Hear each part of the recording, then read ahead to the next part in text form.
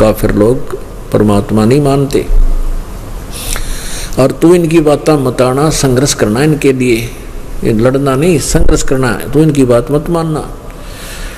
और ये काफिर तो अपने परमात्मा से पीठ दिए हुए हैं। और ये कबीर नामक अल्लाह वही है जिसने 6 दिन में सृष्टि रची, 7वें दिन तख्त पर जा बैठा। उसकी खबर किसी बाखबर से पूछ देखे, बाखबर माने तत्वदर्शी संतों से। तो पुण्यात्मा इससे सिद्ध है कि कुरान शरीफ का ज्ञान कंप्लीट नहीं है, लेकिन रॉन्ग नहीं कह सकते, क्योंकि कुरान शरीफ का ज्ञान दाता अल्लाह खुद कह रहा है कि उस कबीर नामक परमात्मा जिसने 6 दिन में सृष्टि रची, 7वें दिन तख्त पर विराजमान हो गया, उसकी खबर, उसकी जानकारी किसी तत्वदर्शी संतों से पूछो। तो ये बात याद थी उसका कि ये बाखबर जरूर है, यानी जानकार है परमात्मा का। तो परमात्मा ने, कबीर साहब ने उसको क्या किया, फल खिलाए, दूध पिया, जूस पिया, ले भाई भूखा मरण तो भगवान नहीं मिलता, लेकिन ज्यादा भी नहीं खाना चाहिए। कहते हैं प्रथम अंजल संयम राख है और योग युगत तब सब सतगुरु वाक है। इतना भी नहीं खावा कि दरी पक्का खा ले फिर अंगड़ाई टूटे जा, नींद आ जा, भक्ति होना। और इतना भी कम नहीं खाना चाहिए कि चला जाना, बैठा जा, कोडा हो जा, हाथ सूख जा, 100 बीमारियां बढ़ जा। हाँ, अंजल संयम रखे, नियमित सा खावे और अपनी भक्ति करे। फिर परमात्मा ने उसको भक्ति दी, मंत्र दिया, एक नाम जाप कर, इस भक्ति से आपका मोक्ष होगा। उसमें निर्मल ज्ञान हो गया। तो फिर भक्ति की देखो पुण्यात्मा 2 बातें हैं कि यहाँ परमेश्वर स्वयं आए थे, 120 वर्ष भारतवर्ष में काशी में रहकर चले गए। उनके दर्शन 64 लाख ने तो कतियों की एक चेले बन कर करे, और भी बहुत से लोग जो उनके संघर्ष कर रहे थे, मुंडा अच्छा कहे थे, वो भी भगवान के दर्शन कराया करते, उनको प्राप्त था, परमात्मा मिला हुआ था। लेकिन ये मिलना नहीं है। अब सतलोक में हम जाएंगे, वहां जन्म मृत्यु समाप्त होगी, वहां भगवान मिलेंगे, सदा उसके साथ रहेंगे। वो विधि, वो मजदूरी करनी पड़ेगी हमने, वो मंत्र जाप करके ही पार हो सकेंगे। तो परमेश्वर ने आकर यही बताया था कि तुम ये साधना करो, इससे तुम भक्ति के धनी हो जाओगे, और इस भक्ति के धन से, भक्ति की शक्ति से तुम सतलोक जाओगे, फिर सदा के लिए वहां रहोगे, जन्म मृत्यु मिट जाएगा। न्यो ये है भगवान का मिलना, पूर्ण मोक्ष प्राप्त। अब आपको दिखाते हैं कि किसी का विधान आप उठा कर देख लो, किसी का अपना अनुभव देख लीजिए, तो सभी ये कहते हैं परमात्मा निराकार है, परमात्मा निराकार है। और सदग्रंथ कहते परमात्मा साकार है, मनुष्य सदृश है, मनुष्य जैसा है। सबसे पहले हम पवित्र कुरान से, पवित्र बाइबल को लेते हैं। अब पवित्र बाइबल नामक एक ग्रंथ है, वो ईसाई धर्म के अनुयायियों का, ईसाई धर्म के व्यक्तियों का अनमोल रत्न है। और वो उनसे पूछ लो कि what is the form of God, वह कहेंगे गॉड इज फॉर्मलेस। परमात्मा की क्या स्थिति है, वो कहेंगे परमात्मा निराकार है। अब मुसलमान धर्म के भाइयों से पूछिए पर अल्लाह कैसा है, कि निराकार है, बेचून है, वो पृथ्वी पर आता ही नहीं है, वो तो निराकार है। आप हिंदू धर्म के मंडलेश्वरों से, ऋषि महर्षि से, किसी से पूछ लो, कहेंगे परमात्मा निराकार है, वो तो कण कण में व्यापक है, परमात्मा का प्रकाश देखा जा सकता है। अरे भले आदमियों, भगवान बिना प्रकाश किसका देख लिया तुमने? जैसे कोई कहे सूर्य निराकार है, सूर्य का प्रकाश देखा जा सकता है, तो सूर्य बिना प्रकाश किसका होगा? परमात्मा का प्रकाश देखना चाहते हो और परमात्मा निराकार बताओ, थारी माथे में घी फूट गई, अकल गई कहाँ तुम्हारी? अब सूर्य का प्रकाश देखा, सूर्य निराकार बताओ, तो क्या उस अकल है उसमें? अंधा है, और अंधों से सुनी सुनाई व्याख्या ही वो आगे भौंक रहा है, बोल रहा है, उसने कोई ज्ञान नहीं। यही स्थिति आज तक के सभी इन धर्मों के, सभी धर्मों के जो परमात्मा से अपरिचित प्राणी हैं उनकी स्थिति है। वैसे तो जैसे हमारे सदग्रंथ हैं, वेद हैं, गीता जी है, हम इनको सत्य मानते हैं और इसमें जो लिखा है फाइनल है, बिल्कुल सही है। लेकिन वेद कुछ बता रहे हैं और हमें कुछ और बताया जा रहा है, तो हमारा ज्ञान गलत हो सकता है, वेद गलत नहीं हो सकती। ये अंडरस्टूड होना चाहिए, तब हम इस अध्यात्म ज्ञान को समझ पाएंगे। हमने सत्य और असत्य का निर्णय करने के लिए कोई आधार बनाना पड़ता है, और आधार हमारे सतग्रंथ ही होंगे, और कुछ नहीं हो सकता। अपनी अपनी सब कह रहे हैं, कोई कुछ कह रहा है, कोई कुछ कह रहा है, तो उससे निर्णय नहीं हो सकता। तो सबसे पहले आपको पवित्र बाइबल दिखाते हैं। ये देखिएगा पवित्र बाइबल, संपूर्ण जीवन अध्ययन बाइबल, पवित्र बाइबल संपूर्ण जीवन अध्ययन बाइबल। प्रबंधक संपादक हैं डेविड स्टुअर्ट, अंग्रेजी प्रधान संपादक Donald C Stams MA MDV, संयुक्त संपादक J वेस्ले आदम्स PhD। संपादकीय समिति ये नीचे की है, स्टैनली M हॉर्टन PhD अध्यक्ष, विलियम W मेंसिस PhD उपाध्यक्ष। ये सारे देख लो, इसमें आगे ये सारा लिखा। ये USA में से छपा है, USA full life study Bible, life publishers international, Springfield Mussoorie यानी USA छपा है। इसके पर बिल्कुल प्रारंभ में उत्पत्ति ग्रंथ में आप देखिएगा, अरे वाह, ये है प्रश्न नंबर 6 पे सृष्टि।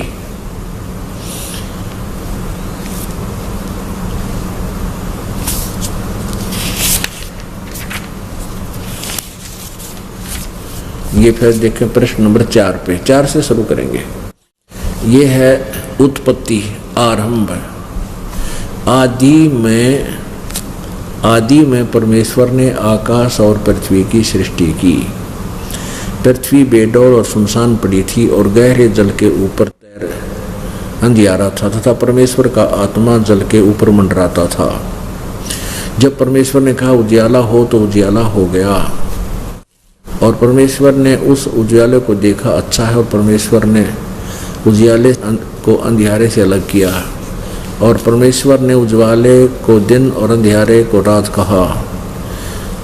तथा सांझ हुई, फिर भोर हुआ, इस प्रकार पहला दिन हो गया। फिर परमेश्वर ने कहा कि जल के बीच एक ऐसा अंतर हो कि जल 2 भाग हो जाए, आगे वो कर दिया। फिर सांझ हुई तथा सांझ हुई, फिर भोर हुआ, इस प्रकार दूसरा दिन हो गया। फिर सांझ हुई, फिर भोर हुआ, फिर तीसरा दिन हो गया। सांझ हुई, फिर भोर हुआ, इस प्रकार चौथा दिन हो गया। अब यहाँ 5वां दिन, इस प्रकार तथा सांझ हुई, फिर भोर हुआ, ये 5वां दिन हो गया। हम 5 पृष्ठ पर पढ़ रहे हैं, आगे देखो। 6ठे दिन फिर क्या हुआ?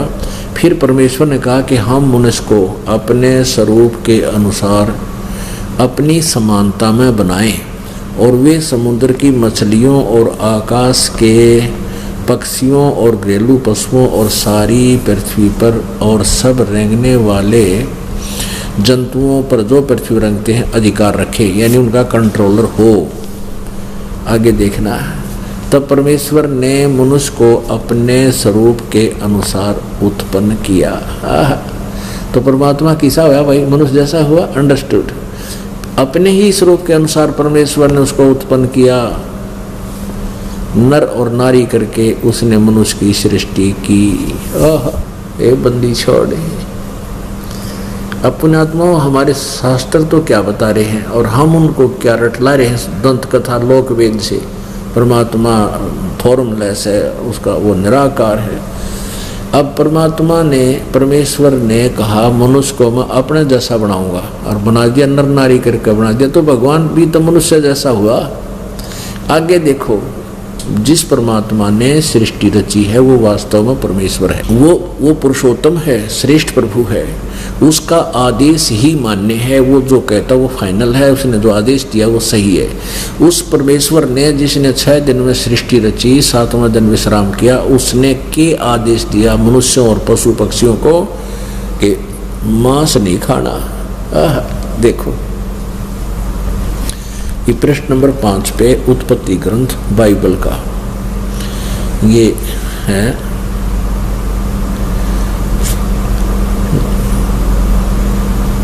एक अध्याय नंबर 1 का और श्लोक नंबर अब 27 पढ़ेंगे। 26 हमने पढ़ लिया, 28 पढ़ेंगे। 27 हमने पढ़ लिया कि परमेश्वर ने मनुष्य को अपने स्वरूप के अनुसार उत्पन्न किया।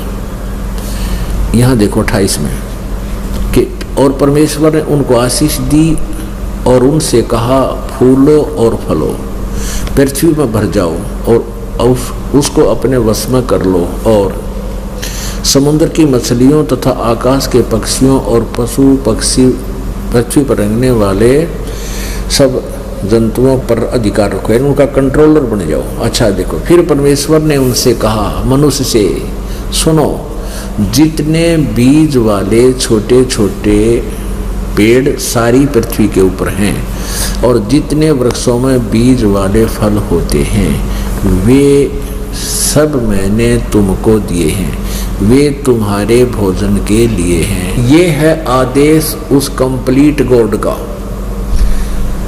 उस फुल फ्लेज भगवान का, पूर्ण परमात्मा का, परमेश्वर का, कि मांस नहीं खाना किसी पशु पक्षी ने, किसी भी मनुष्य ने नहीं मांस खाना। केवल आदेश है कि फल फ्रूट खाओ, पौधे खाओ, घास फूस के जैसे गेहूँ चने बाजरे ज्वार, ये छोटे छोटे पौधे और बीज वाले फल ये खाओ।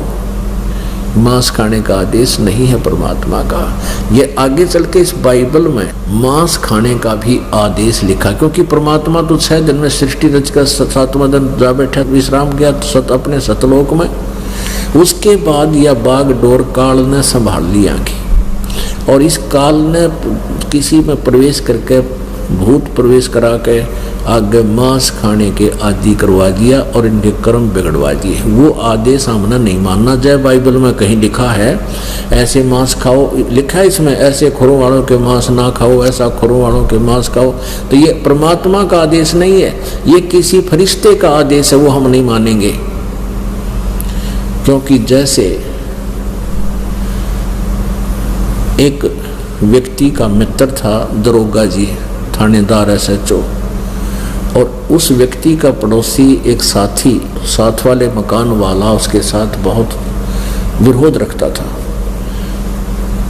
तो उसने अपने मित्र SHO से कहा, जो उसी क्षेत्र का प्रभारी था, कि मित्र ऐसे ऐसे एक व्यक्ति मुझे बहुत परेशान करता है, वो किसी तरह बात नहीं आ रहा है, क्या इलाज हो उसका। तो SHO ने कहा कि मार उसका लठ, माफ देख लूंगा। उसने SHO का आदेश मान के और अपने मित्र का लठ मारा, वो मर गया। मृत्यु होगी तो उसको वही SHO पकड़ के लाया जो उसका मित्र था और अंदर कर दिया, और कोर्ट ने उसको सजा दे दी, सजाए मौत सुना दी, यानी मृत्यु को प्राप्त हुआ। अब कहने का भाव यह है कि ये राजा का विधान है, राजा का आदेश है कि कोई किसी की मर्डर करेगा उसको सजाए मौत होगी। और उसने अपने मित्र अधिकारी की आज्ञा का पालन करके अपने पड़ोसी के साथ झगड़ा ठान लिया और उसकी मृत्यु कर दी, तो उसने राजा का विधान तोड़ दिया, तो दंड का भागी बना। ऐसे ही हमारे परम पिता का आदेश है कि मांस नहीं खाना, और फिर आगे किसी फरिश्ते ने किसी में प्रवेश करके बोल दिया या आदेश दे दिया, यदि हमने उसके आदेश पालन करके मांस खा लिया तो हमने परमात्मा के विधान को तोड़ दिया, हम दंडित होंगे। इति सिद्ध। आगे देखो, यही पवित्र बाइबल चल रहा है। 29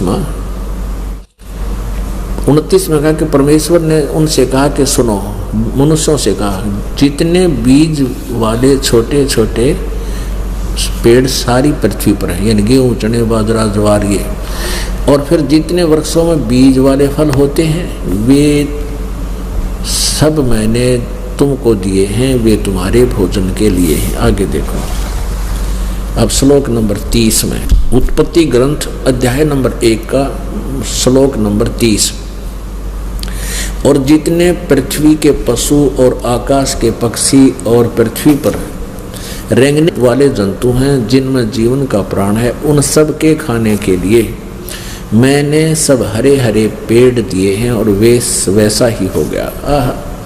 तब परमेश्वर ने जो कुछ बनाया था उसको देखा तो क्या देखा कि बहुत अच्छा था। सांझ हुई फिर भोर हुआ, इस प्रकार ये छठवां दिन हो गया। यूं आकाश और पृथ्वी और सारी उनकी सारी सेना का बनाना समाप्त हुआ हो गया और परमेश्वर ने अपना काम जिसे वह करता था 7वें दिन समाप्त किया और अपने सारे काम से 7वें दिन विश्राम लिया। परमेश्वर ने 7वें दिन को आशीष दी, पवित्र ठहरा। अच्छा, इसमें ये एक बात और खास है कि परमात्मा ने पशु पक्षियों के लिए भी मांस खाने का आदेश नहीं दिया है। उनको भी हरे हरे छोटे पेड़ दिए हैं, वैसा ही होगा, ये सब उनके खाने के लिए। अपने आत्मा समझदार को संकेत बहुत होश है। इसे सिद्ध है कि पवित्र बाइबल के पढ़ने वालों को बाइबल का ज्ञान नहीं। बाकी चाहे कितने उसने घोटे जाओ, घोटे रहो, सुनाते रहो, बांटे जाओ, उसका क्या लाभ होगा। अब क्या सिद्ध होया कि परमेश्वर ने 6 दिन में सृष्टि रची, मनुष्य को अपने जैसा बनाया। पवित्र बाइबल में तो बहुत कुछ आगे और प्रमाण है। काल के तीनों पुत्रों का भी इसका अंदर प्रमाण है, ब्रह्मा विष्णु महेश। ये कंट्रोल है इन तीनों का ही सभी के ऊपर।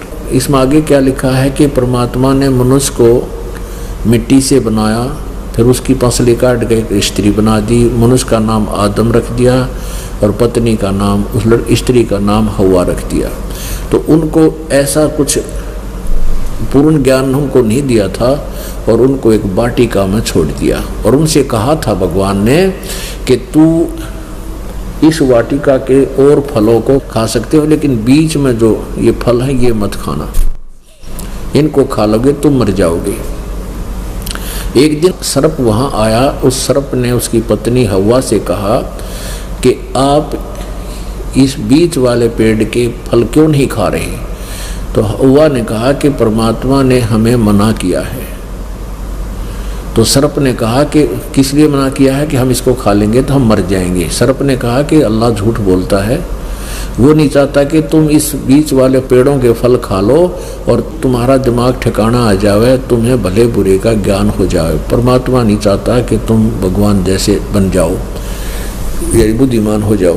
तो हव्वा ने अपने पति आदम से कहा कि ऐसे ऐसे सर्प कह रहा है, तो उन्होंने एक एक फल खा लिया तोड़ के। वो मरे नहीं, बल्कि उनको ये पता लग गया, इतना उसमें होश में आ गए कि तुम नंगे फिर रही हो। दोनों गाड़े थे, नंगे थे। तो उन्होंने अंजीर के पत्ते तोड़ के अपने गुप्तांगों पर लपेट लिए। शाम के समय कहते हैं फिर अल्लाह आया, भगवान आया, गॉड, और उसने देखा, आवाज़ लगाई कि तुम कहाँ हो आदम। आदम कहने लगा मैं यहाँ छुपा हुआ हूँ, तेरी आवाज़ सुन के हम डर गए हैं, हम छुपे हुए हैं। हम दोनों नंगे थे, हमने अपने कपड़े ऐसे ऐसे अंजीर के पत्तों से ढका हुआ है।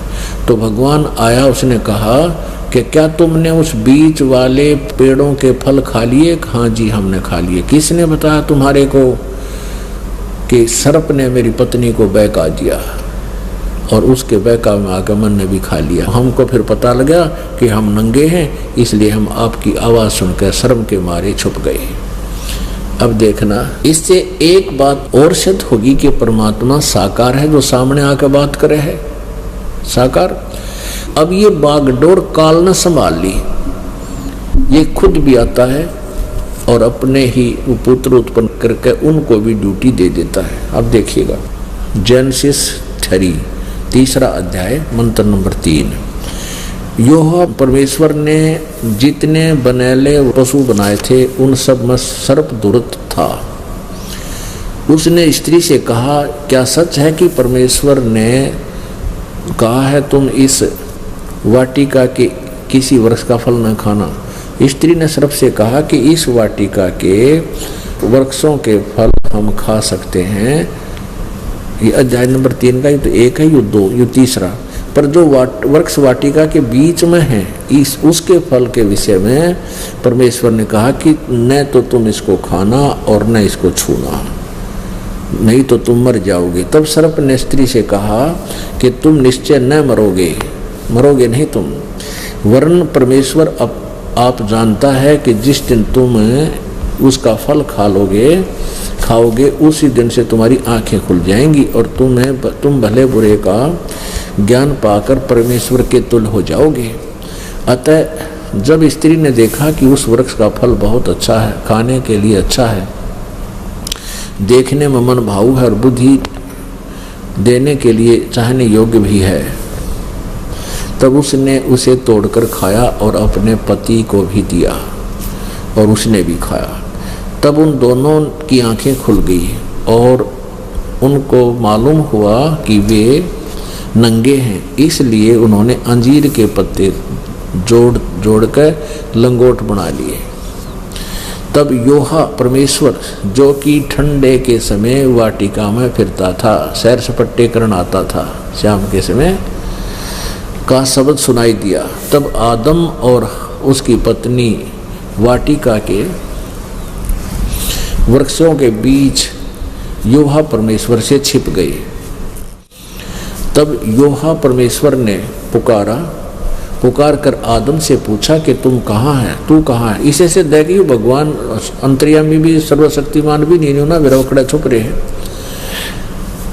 उसने कहा, मैं तेरा शब्द बारी में सुनकर डर गया, क्योंकि मैं नंगा था इसलिए छिप गया। उसने कहा, किसने तुम्हें बताया कि तू नंगा है? जिस वृक्ष का फल खाने को मैंने तुझे मना किया था, क्या तूने उसका फल खा लिया है? आदम ने कहा कि जिस स्त्री को तूने मेरे संग रहने को दिया है, उसी ने उस वृक्ष का फल मुझे दिया और मैंने खाया।